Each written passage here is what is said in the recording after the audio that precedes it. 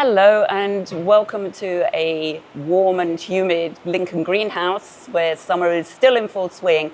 However, we are here today to talk about houseplants. I'm Catherine. You've probably seen me talk about perennials, but today I'm going to be here with my colleague Ollie, who is our part-time student helper. He has so much houseplant knowledge, greater than mine. So together we are going to talk about our favorites, aren't we? So Ollie, as a student, why would you think it's great to have houseplants in your dorm room? Right, so the obvious reason is they look cool, they improve the vibe of the space, but actually studies show that they will increase your focus, so they're going to get those creative juices flowing in your brain, and they'll actually relax you as well.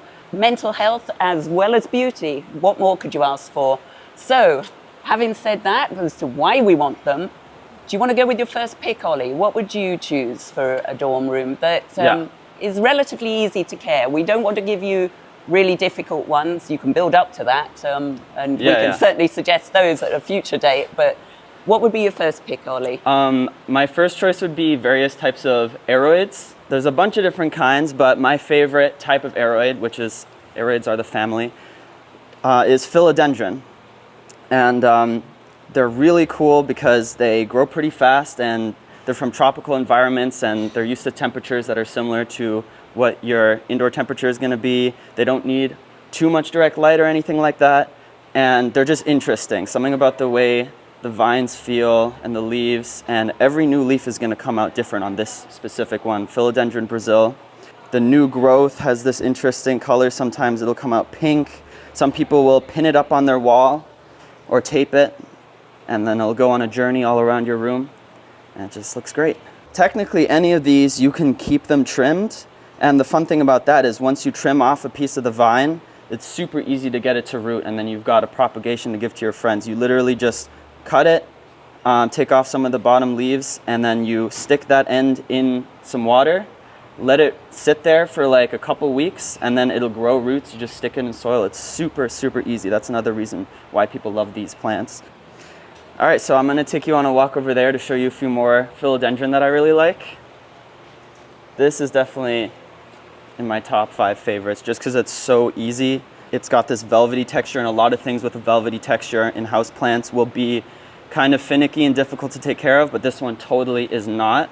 And again, you can keep it compact or you can let it get long and viney, and it's just such a good looking plant with those veins that you can see very pronounced in the middle, and the new growth that comes out, this like lighter orangey kind of color.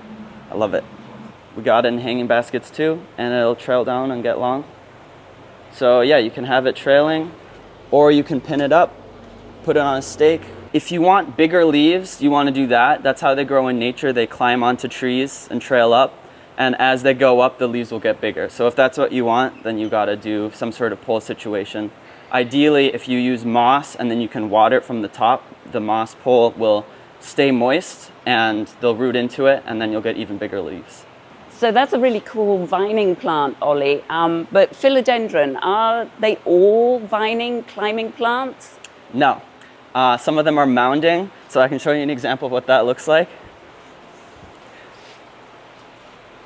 These are in super good shape. This is Philodendron Prince of Orange. The new leaf, it comes out this orange color, and actually when it's first coming out, it's almost like candy. Look at how vibrant that is. Oh, that's so cool, and such a contrast in color. Yeah, and so it'll come out that super orange, and then you can see it gets a little more green over time, and the bottom leaves are completely green, which is good for the plant because then they can photosynthesize really well. But yeah, you can see they're not really vining like the other one that was trailing down. This is sort of more compact, and they don't need too much light, so it's another really like easy option. Even though they're really pretty, they're not that hard to take care of. Mm-hmm. This variety is nice in that the stems also reflect that sort of salmony orange color of the new growth. So even when the leaves turn to green, I like the fact that you still got that color going on permanently with the stems. Yeah, that's true. Yeah. All right, I could talk about these plants all day, but I'm not going to. So, Catherine, what would be your first pick for easy dorm room plants? I'm going to go with a plant that, yes, is something that people think of all the time for dorm rooms, snake plants, Sansevieria. But the thing I like about them is the number of varieties you can get. So let's take a little walk over where our snake plants are hanging out, and I'll tell you a little more about them. Here we have a selection of snake plants. They actually have been reclassified to be in the family Dracaena, which you wouldn't think, looking at these that we have here, that they bear that much resemblance. It's when you see them flower that you actually see the resemblance and how they are somewhat related. They come in sort of two categories. We have the tall, upright, pointy, sword-shaped ones. This one is Laurentii in all probability, and something along the lines of Zelandii next to it. So they don't grow fast, which is great. They are plants that are supposed to be air purifying to a certain degree, but more importantly, as Ollie mentioned, the good vibes and mental health aspect of having greenery around you is more important than the amount of air cleaning that they're likely to do as one single plant. They are drought tolerant. They don't need much watering. So for those of you who forget to water your houseplants on a regular basis, this is a group of plants for you. Most of the ones that come into our greenhouses are adapted to low light conditions, and they will tolerate some quite low light conditions. We've even had some in the bathrooms up in Chelmsford, and there is no window there, so they only get the artificial light when the bathrooms are in use, and they still thrive.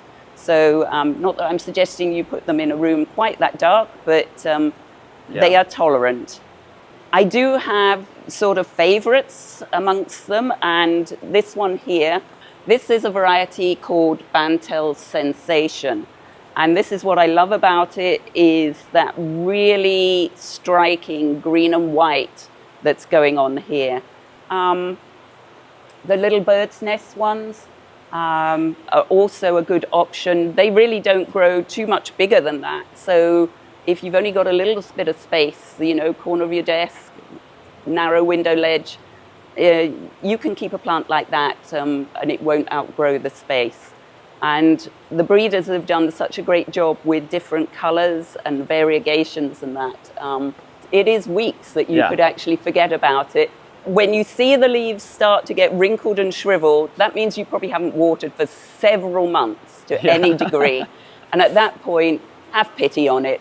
Give it a cup of water or so. They do appreciate a little bit of water.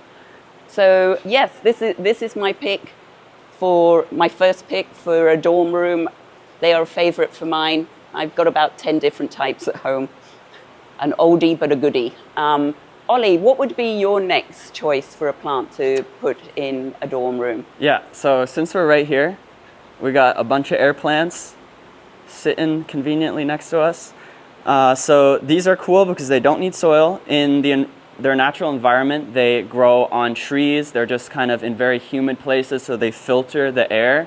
You can see they've got this kind of silvery situation going on. And that silvery stuff, those are the cells that absorb the moisture out of the air.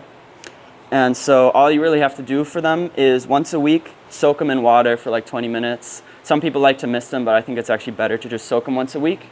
And there's all these crazy varieties, like this one's Spanish moss, and you'll see this in tropical areas, like in Florida. This will be growing all over the trees, hanging down. It looks really cool.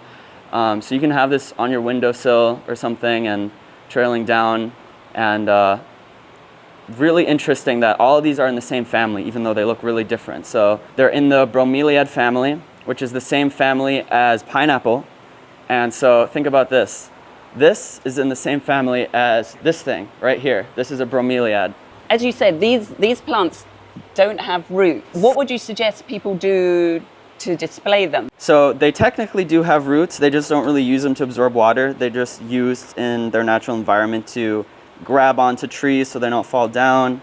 But if you want to display it in your house, you can use like a piece of driftwood or something. Like We have these smaller ones on something like that.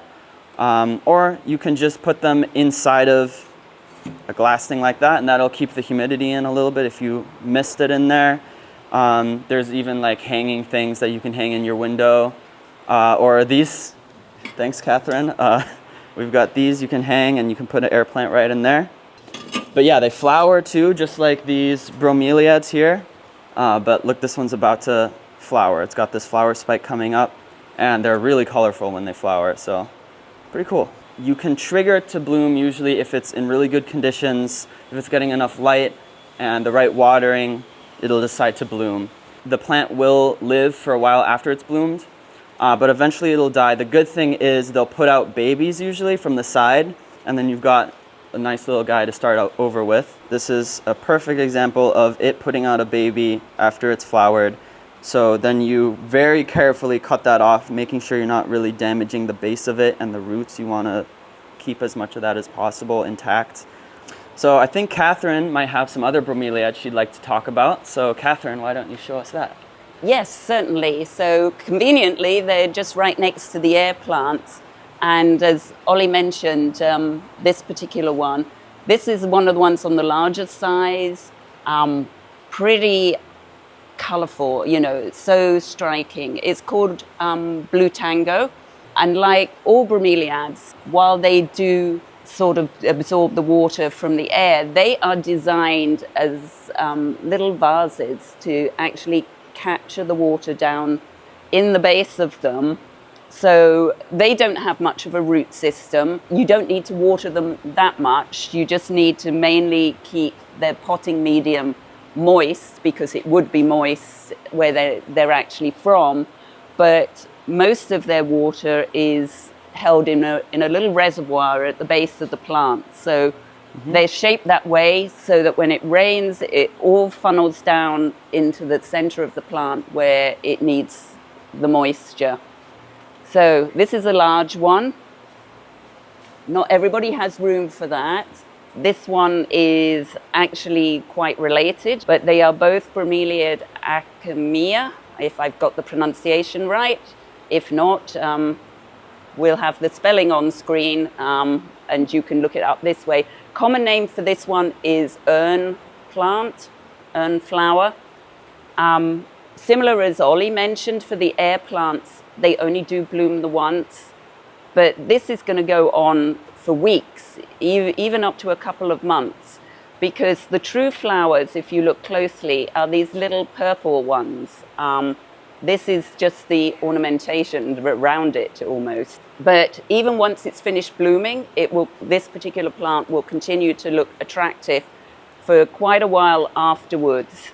And the other thing to mention is that just like the little air plant over there with the baby, the pup on the side, once the flowers are over, just continue to care for the plant.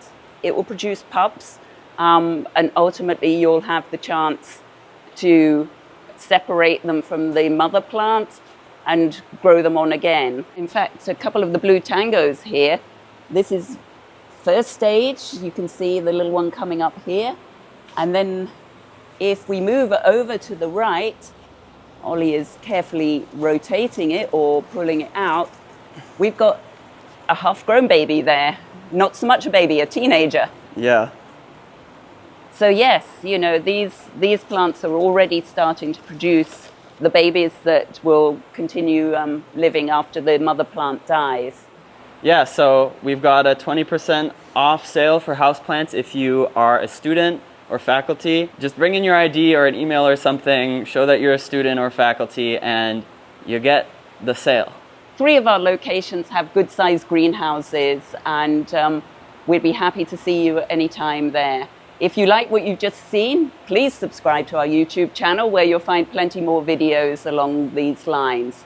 Thank you, and signing off from Lincoln, I'm Catherine, and this is Oliver. Yes, Oliver, our fantastic college student.